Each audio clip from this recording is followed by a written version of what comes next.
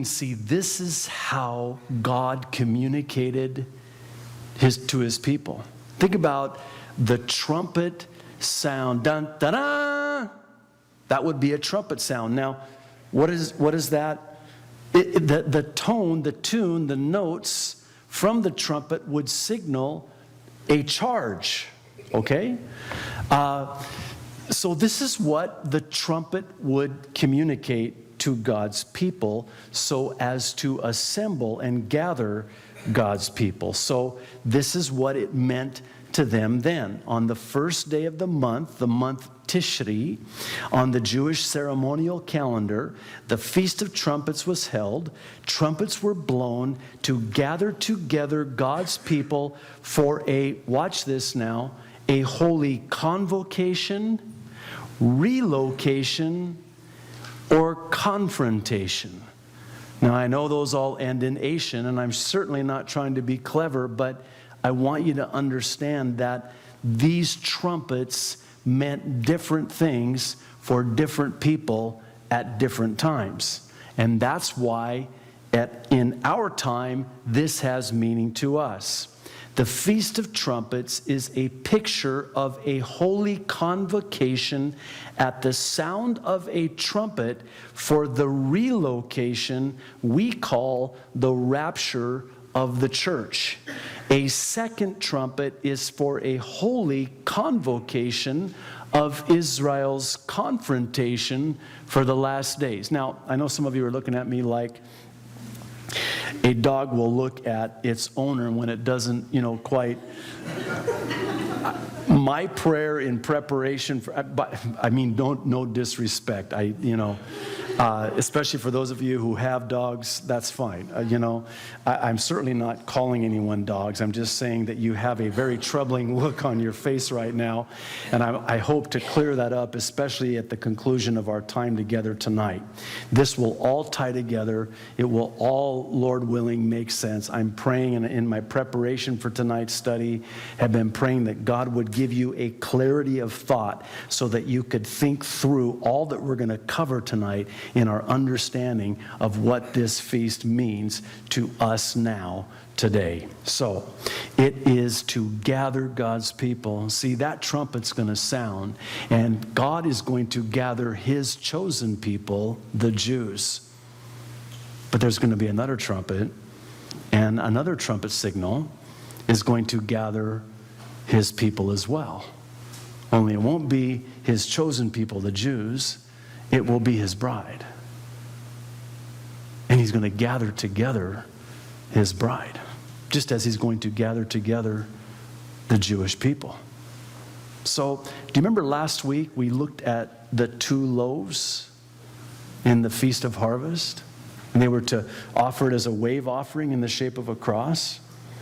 And the 2 loaves were a picture of the Jews and the Gentiles. Well, in like manner, we now have 2 trumpets. And we can find these 2 trumpets described in detail for us in Numbers, the 10th chapter.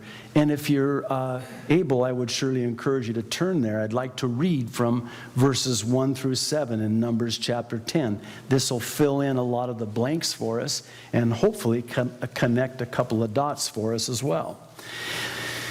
Numbers chapter 10, verse 1, the Lord said to Moses, "Make 2 trumpets of hammered silver." Silver, by the way, is a picture of redemption. "And use them for calling the community together," convocation, a gathering, an assembling of God's people at the trumpet call, "before you at the entrance to the tent of meeting," or the tabernacle. "If only one is sounded, the leaders, the heads of the clans of Israel, are to assemble before you. When a trumpet blast is sounded, the tribes camping on the east are to set out. At the sounding of a second blast, the camps on the south are to set out. The blast will be the signal for setting out to gather the assembly. Blow the trumpets, but not with the same signal." Again, this was a communication for a convocation or a gathering. So now we've got 2 trumpets, we've got 2 signals, we've got 2 purposes for these 2 trumpets that are described for us here in Numbers chapter 10. Now, I need to preface what I'm about to show you with the following statement. The reason why people either A, do not believe in the rapture, or B, do not believe in a pre-tribulation rapture is because they have fallen prey to the false teaching of replacement theology. What's replacement theology? It's a false theology that teaches that the church replaces the Jew as God's elect. Don't do that. Don't do that. If you try to do that, then you place the church in the tribulation. If the church replaces the Jews, then you've got some serious problems, and quite frankly would need to remove large portions of the pages in your Bibles, because you will not be able to reconcile that teaching with the Scriptures. Now, God has a covenant with the Jews. And God has a covenant with me and you too. And quite frankly, I don't want God being through with the Jew. And that's an Arab saying that. And here's why. Because if he's through with the Jew, then what's to say that he may in fact become through with you too? See, he had a covenant with the Jews. Now, this is an everlasting covenant, and so if all of a sudden the church replaces the Jews, then I'm really insecure in my salvation, because under the new covenant, that means that God could replace me too, as he did supposedly with the Jew. See, I don't want God being through with the Jew, because he has a covenant with the Jew, and he has a covenant with me and you too. So the church cannot replace Israel. And if you try to replace Israel with the church, then all of a sudden the teaching on the rapture, it's all kapakahi. Forget a pre-tribulation rapture. Now the church has to go through the tribulation. See, understand that the purpose of the tribulation is for the salvation of the Jewish nation. We're already saved. That 7-year period of time is called the time of Jacob's trouble. Who's Jacob? Well, God changed his name and his social security number and everything else from Jacob to Israel. It's not the time of the church's trouble. Now, why do I preface this way?